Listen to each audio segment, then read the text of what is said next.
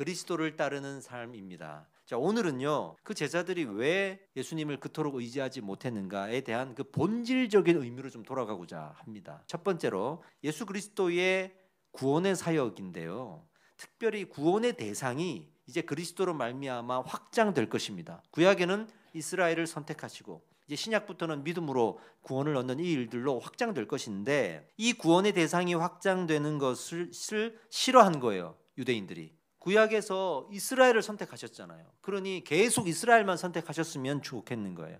그래서 이 구원의 사역이 확장되는 것을 거부했습니다. 이것이 나중에 선민 사상이 되어서 하나님이 우리를 선택하셨다, 선택받지 못한 너희들 이방인들은 구원받지 못했다라고 주장하게 됐죠. 제자들도 이 몸에 배인 이 잘못된 믿음이 있는 거예요. 이미 유대인들에게 구원이 없다고 정죄받은 사람들부터 해서 또 정결하지 못하다고 더럽다고 정죄받은 사람들, 소외된 사람들, 이런 사람들이 예수님께 치유를 받고 구원을 얻는 거예요. 그걸 보면서 저래도 되나? 이래도 되나? 라는 그 마음들이 남아 있는 겁니다. 그러니까 예수 그리스도를 그토록 의지하지를 못했던 거죠. 이것을 지금 우리에게 가지고 와서 어떻게 적용해야 되냐 그러면, 하나님의 방법을 전적으로 신뢰해야 된다라고 할 수 있어요. 지금도 하나님이 여러 가지 사역들을 하나님만의 방법으로 행하십니다. 근데 우리가 그 방법을 보면서 내가 싫은 거예요. 그래서 하나님을 신뢰하지 못한다면 그것이 곧 하나님을 의지하는데 방해가 되는 거예요. 두 번째, 어떤 것을 오해했냐 그러면 그리스도의 남은 고난에 참여하는 것인데, 고난은요, 그 당시 유대인들에게는 고난은 그냥 실패한 거고 저주받은 거예요. 그러니까 고난 자체라 싫은 거예요. 그들은 그냥 사회적으로 부유하게 살고 싶고 영원히 성공하고 싶은 거예요. 이게 이제 신앙이 변질됐다라는 증거죠. 그런데 여러분, 이 하나님은요, 고난도 사용하십니다. 고난이 결코 실패와 저주가 아닙니다. 때로는 고난이 은혜요, 고난이 하나님의 방법입니다. 고난이 유익이 됩니다. 그런 의미에서 그리스도의 남은 고난에 우리가 참여할 때가 있는 거죠. 그들이 그렇게 변질되어 갔으니 예수님을 의지하지 못했다는 겁니다.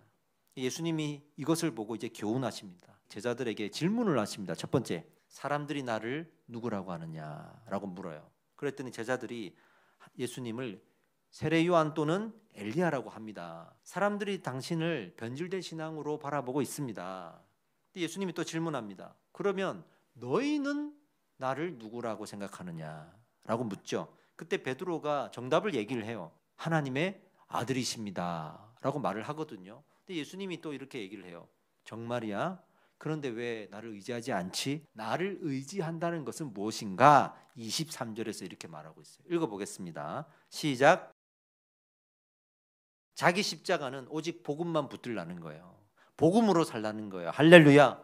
자기 유익을 구하지 말라고 하는 그 말씀을 다시 주시면서 그게 나를 따르는 거야 라고 알려주신 겁니다. 그리스도인들은 그 하나님이 없는 인생이 얼마나 두려운지를 알아야 합니다. 여러분, 하나님이 없는 인생은 가장 불쌍한 인생이에요. 자, 그리고 예수님께서 이제 더 강력한 믿음을 주시기 위해서 이제 일주일 정도 지나고 나서 다시 산에 데리고 가십니다. 첫 번째 기적은 거기서 예수님이 변모하시는 거예요. 용모가 변하고 그리고 옷에서 광채가 나타나는 거. 이거는 이제 어떤 의미냐면 나중에 이렇게 부활하실 거라는 것을 첫 번째로 의미하고, 두 번째는 재림하실 때에도 이렇게 오신다라고 하는 것을 보여주시는 거예요. 즉 그분이야말로 진짜 하나님의 아들이라는 거예요. 그리고 그 자리에 또 놀라운 현상이 나타나는데, 죽었던 모세와 엘리야 나타나요. 예수 그리스도의 고난과 죽음에 대해서 이야기를 합니다.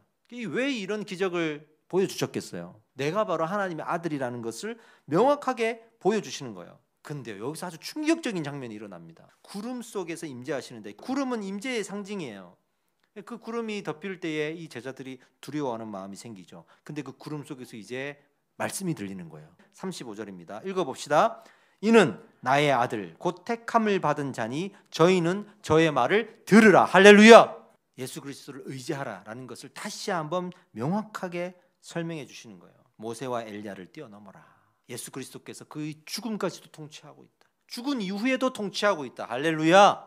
마지막 이 36절이 어떻게 되어 있는지 한번 보세요. 읽어보겠습니다. 시작. 오직 예수만 보이더라. 아멘. 예수만 보이더라. 그러니 예수만 믿고 예수만 의지하라는 거예요. 여러분들은 지금 누구를 보고 있습니까? 예수님을 그렇게 의지하는 자들에게 주시는 은혜가 이제 27절에 나옵니다. 한번 읽어보겠습니다. 그리스도의 부활을 본다는 거예요. 그 부활의 놀라운 현장에 그들이 있을 거라는 얘기예요. 그 부활의 현장은 예수님 재림하실 때 완전한 부활이겠지만 그 전에 우리는 보게 될 부활들이 많습니다. 내 안에서 상처가 회복될 것이고요. 죽은 내가 살아날 것이고요. 내 주변에서 그런 일이 일어날 것입니다. 교회가 살아날 것이고요. 가정이 살아날 것입니다. 그 현장을 보게 될 것입니다.